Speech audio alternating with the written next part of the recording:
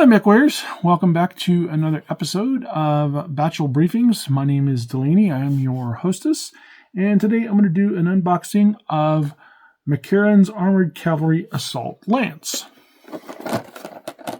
Batchall Briefings. A channel dedicated to talking about and playing Battletech, a game of armored combat. A challenge has been issued. Do you accept the challenge, Sarai?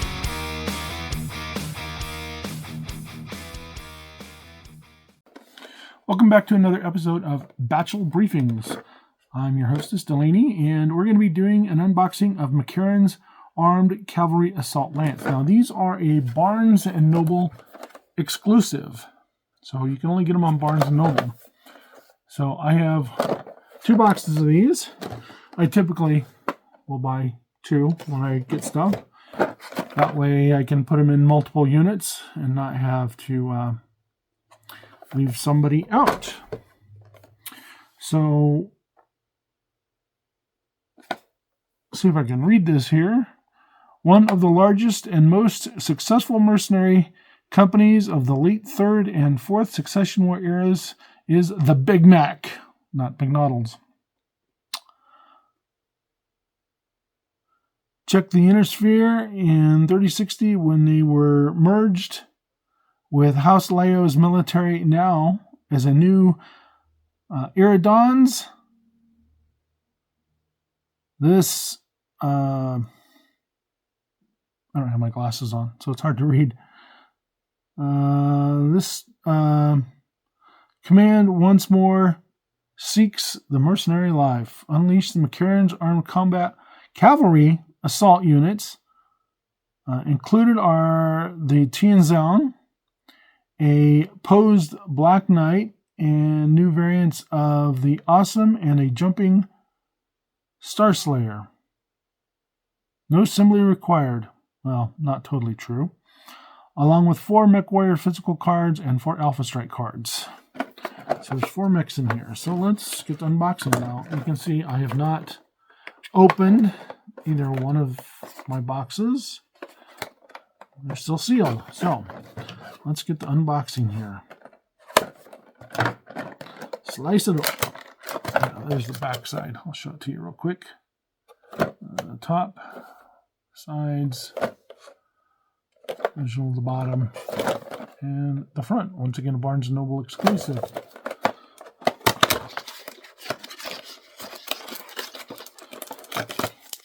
We'll start with the cards here, and I'm going to stop the camera, and I'll be right back. Okay, let's get to opening these cards.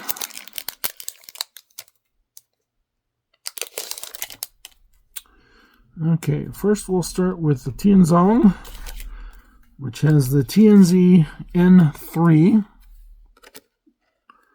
There's the card for you. There's the back side of it.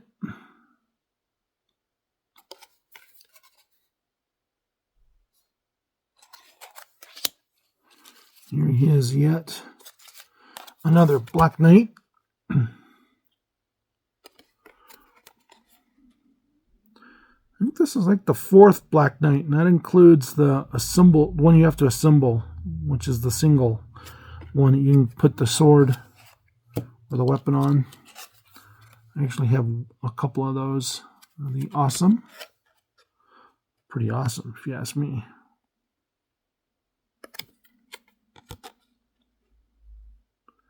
The Awesome is a mech that dates back from when I used to play Battletech back in the early mid-80s.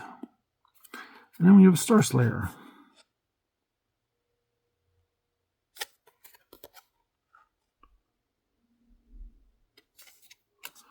Okay.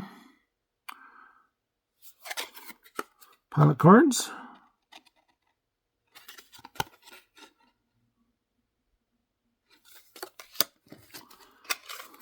The Black Knigget. What I thought would be kind of fun someday would be paint a Black Knight all in metallic black, kind of a steel black, like plate armor, blackened plate armor.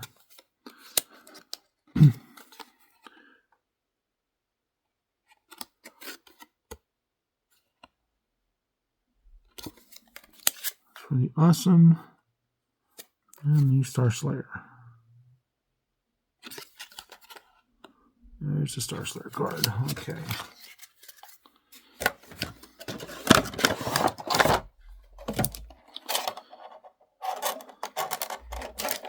So first of all, Black Knight. I'll start with the Black Knight.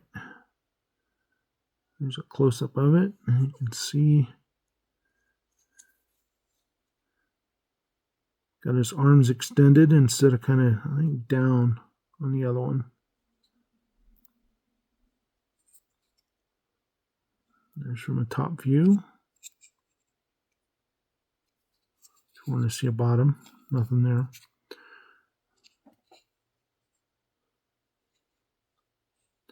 When I first played Harebrained Schemes Battletech, I was thrilled when I got my Black Knight, because I thought it was a pretty cool mech.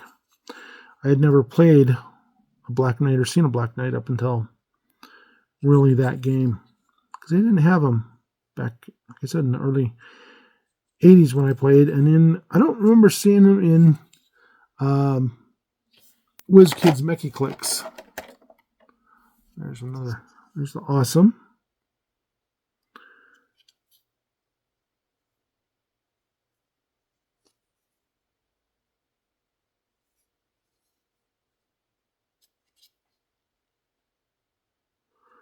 Now, I think I have an Awesome my husband decided to paint that he did in blues. He was trying to do a galaxy effect, and his paint job is really cool, but it looks nothing like a galaxy.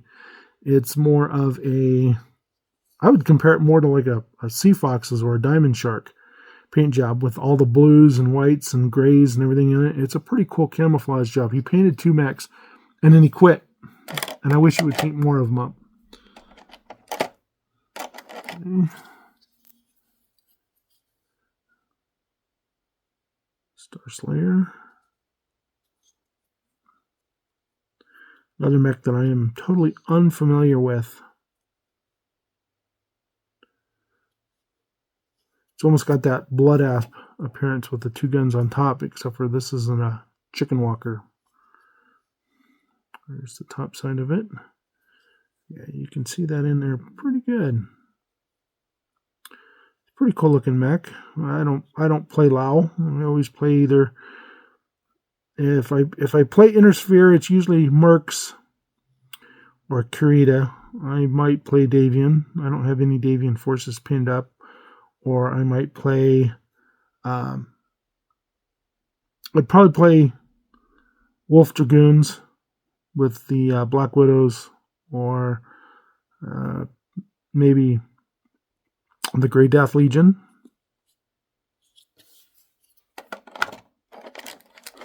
This one comes with some variant parts too. Where do these go? It looks like it's basing for the Team Zone. If I can get it out of here.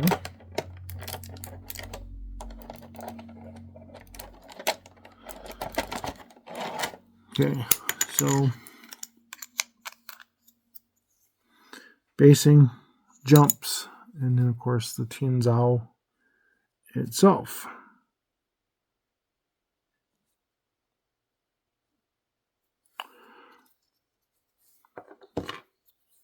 I laugh when I say no assembly required, but yet.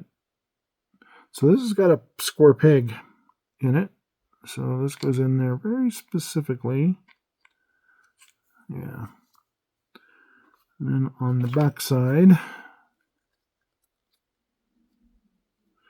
course, if you don't have it jumping, then you got those 2 holes that you're going to have to fill up in putty. But there it is jumping.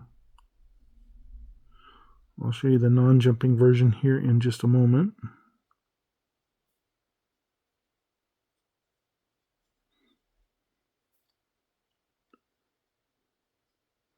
I like the idea of the jumping jet mechs. Those are kind of cool.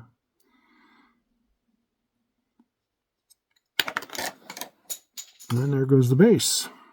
All right, let me dig around for it. Does it make lots of noise?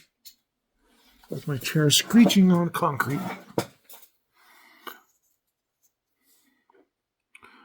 Yeah, so if you don't have the base, you can see the 2 pins that you're going to have to fill up with putty or something. All right, now for this little base piece.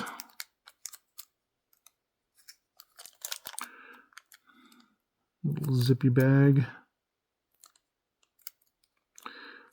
Not the easiest thing to get open. I'm not the kind of person that just rips things open if I don't have to. So yeah, it looks like, I'm not for sure what that looks like, but you can see it there. Debris of some sort, maybe. I'll put on my magnifiers. Yeah, it looks like some debris that he's probably standing on, or they're standing on, however you want to look at it. Once again, it's slotted. It goes into the square slot, as you can see there. Goes in very specifically.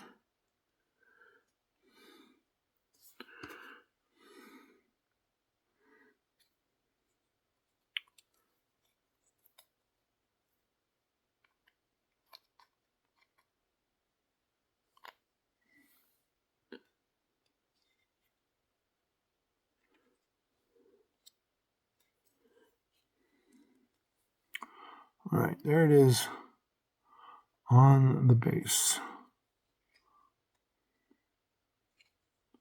So it looks like he's very near to the back side. So you'd probably want to cover up that peg a little bit with something, either put a rock underneath his foot to kind of hide it. You definitely want to glue it down, because otherwise he's going to be falling off in mid-battle all the time. So there it is, once again, on the regular base.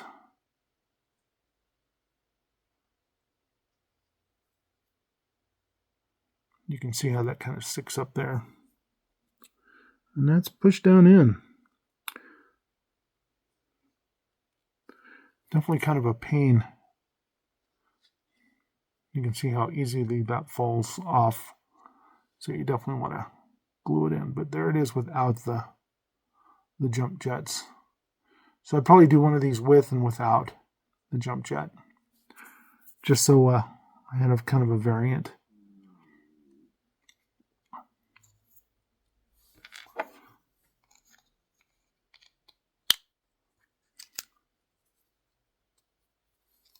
Once again, you'd have to plug up your holes back there.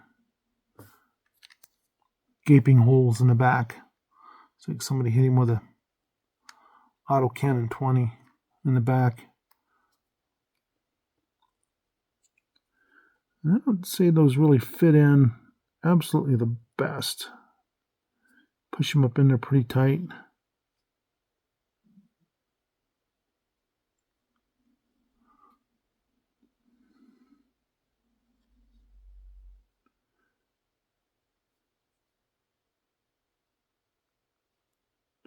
Okay, I see some mold lines here. I'm going to get kind of nitpicky. Some mold lines. Now, I typically don't even clean any of that up. I'm not a big nitpicky on them. I'm not into contest winning painting. I'm into tabletop painting. So if it's good enough for the tabletop, it's usually pretty good. If it gives a pretty good representation from a distance, I'm not going to be. I'll pick up a mech and I'll look at it and look at it pretty close. But I'm not going to get really super nitpicky on somebody's paint job. So there you have it. Unboxing of those mechs. All right, so there we had our unboxing of the McCarrons Armored Cavalry Assault Lance. Exclusively from Barnes & Noble. And like I said, I had 2 of these. This is the one we just unboxed. This one here, and then my unopened one. Hopefully I'll get around to painting soon. I'm just trying to finish up a bunch of stuff that's been sitting on my table for ever and a day, and I have to get some of this more unusual stuff that I've got started painting up. So with that, we're going to end this episode of Batchall Briefings. Go out and issue yourself a Batchall and have some good fighting fun.